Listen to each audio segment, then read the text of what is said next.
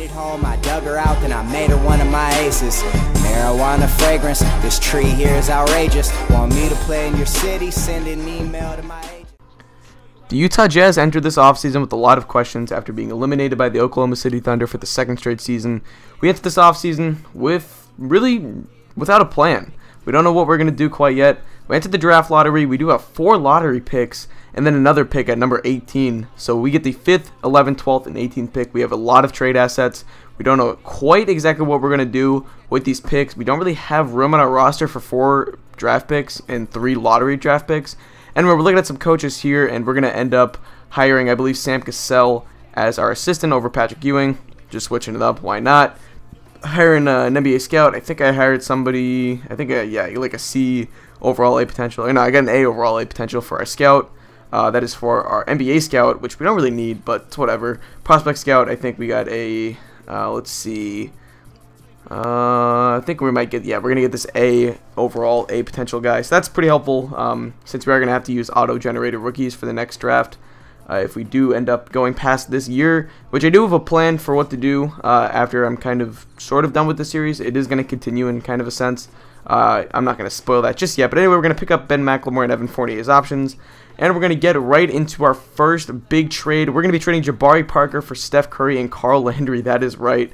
Now, I did not... I think we're going to have to end up throwing in Eric Bledsoe. So I talked about this before. Yeah, we're throwing in Eric Bledsoe. And we get Carl Landry. So I talked about this before, how I wanted to upgrade my point guard spot. Steph Curry was the first guy that I looked at, and I found a pretty good deal for him. It involves giving up Jabari Parker, and my original plan was, okay, I'll probably have Ben McLemore start at shooting guard, Paul George start at small forward, because McLemore outplayed Parker in the playoffs. So that was my original thought behind that. And then I see this deal. I can trade 2 of my first-round picks and Ben McLemore for Andre Iguodala.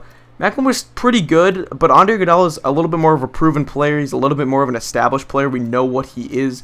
So I'm going through some of the other deals, and I see one for Tony Parker, but, I can't really... I'd have to run Steph at the 2. I don't know about that. There's a Trey Burke deal, but same thing. I don't really like any of these other deals. So I kind of go back to this Andre Iguodala one. I'm thinking. And it's a no-brainer at this point. I mean, honestly, I didn't have to think as hard as I just said I did. Because I'm going to try and get a throw in here. I think we're going to end up throwing in... I didn't really like any of these players. I thought about Ryan Anderson, but I figured he might not want to come off the bench. So I'm going to end up picking up a first-round pick from them for 2016. And that will be accepted. So we get Andre Iguodala. Now, part of our new core is formed. Now we're looking at trade offers for the rest of our first-round picks. Because like I said... I wasn't really looking for any rookies at this point. Kind of like that Jared Jack offer. Could be a nice backup point guard. Andre Miller did retire along with Vince Carter. So I think, no. Did we still have Vince Carter on our team? No, we didn't. I don't know why I said that. But Andre Miller and someone else retired, I believe. Anyway, so I'm still looking at some of these trades. I could trade up for the 8th pick. Kind of like that deal. Like I said, I thought about Jared Jack, but I just, Marshawn Brooks maybe, but... I think I'd rather just trade up at this point. Nate Robinson was an interesting deal as well. Royce White could be a nice big off the bench, but I don't know. I don't really like Royce White. I kind of lost a lot of respect for him as the season went on, especially after those comments to Kevin Durant. That was a lot of respect lost. We're going to end up trading up for the 8th pick is what I eventually decided to do. And we're going to accept this in just a moment. But yes, we trade up. We kind of can turn 2 decent assets into one, better asset, so to say, which for a championship team like we're trying to be, I think is the right way to go in almost every situation. I always believe in trading up if you're, kind of going to be a championship level team, so to say. So anyway, moving ahead now, we're going to be using this draft pick to actually pick a guy that really wasn't projected to go as high as we had him, but we're going to end up taking Quinn Cook. Quinn Cook is obviously good. He plays for Duke. Well, not obviously, but he plays for Duke. Duke's my favorite college basketball program. And it was just a no-brainer for me. I get a new backup point guard. So with Andre Miller retiring, he can now back up Steph Curry. That's pretty good. And Quinn Cook's going to be really helpful for us. I already played a few games with him, and he is very good.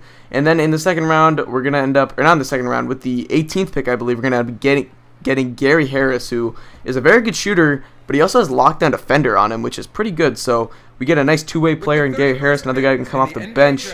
And hopefully we can, make the most out of having him on our team. And I think those are pretty good draft picks for, 2 bench players who aren't expected to come in and do a lot. I think we lucked out there. So anyway, now we're looking at a couple future deals for our 2 second-round picks and the Hornets' first-round pick. And we're going to end up getting this Bobcats first-round pick. Now, this Bobcats first-round pick is about 4.5 stars of trade value or something like that. So this is clearly expected to be a very top pick. So we trade up a little bit. Like I said, didn't have any more room for any rookies or anything. So, and we're looking at free agency here. I just wanted to show you guys a couple of the key free agents: Kobe Bryant, Rudy Gay, Ricky Rubio, and Kyrie Irving.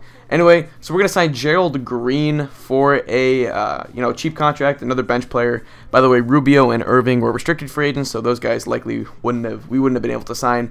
And we didn't have any cap space for any max players at this point, so we're gonna end up signing for some low-key type of guy. So we offered Gerald Green a contract. I was looking at Andres Beardridge, trying to think of backup center options, and I see Omar Ashik, and Omar Ashik will sign on for Cheek. Ashik is a very good rebounder. He was 3rd in the NBA in rebounding this past association season, so it would have been year 3 of the association. And gonna offer him. He rejected our first offer, so we're gonna up it to about $3 million. We have just enough of the cap space remaining. So this uses, I believe, the last of our cap, and then we're gonna go into the mid-level exception after this. So anyway, both of those guys are gonna end up signing on in just a moment. You will notice right there, Ashik and Green do sign. So we'll pick up both of those guys. Good bench players, who I really like, and I'm gonna be excited about using. Gerald Green, obviously one of the most well-known My Team players in this game. He's not as good as he was in My Team or whatever. He has regressed a little bit. So anyway, don't expect any like 30-point games out of him. I know in my around the league series with him, when I did with the Pacers, he had like 30 for me. But anyway, we're gonna look at some training points here for the training camp. And I was thinking I could give perimeter shooting to somebody, but we have Steph Curry. He definitely doesn't need it. Could do it on Andre Iguodala, and in hindsight, I think I should have, because I don't know, I would like Andre Iguodala to be a knockdown shooter. He's a very good shooter in this game. He's a 78 rating for a three-pointer. But I ended up giving it to Quinn Cook, and that really helped us out because Cook is going to be a very viable option off the bench on the offensive side of things. So I'm pretty excited about that. We have 45 points remaining still. I'm looking at some of the other drills here. Rebounding I could give, but I don't really need it because I have a Sheik, and I still have Cantor and Vucevic as of now. So anyway, by the way, we did pick up the qualifying offers on both of them. I don't know if I have the clip in that coming up, but we did pick up, I think Cantor gets a $7 million one-year deal, and Vucevic gets 1 year, $4 million. So anyway, all we have left is 20 training points. I decided to spend it on athleticism for, I don't know if I spent this actually. I think I might have saved these points. I can't quite remember. No, we're going to give it to Derek Favors. Make him a little bit more explosive. Gives him a little bit more quickness too. Hopefully he can run the break with us a little bit.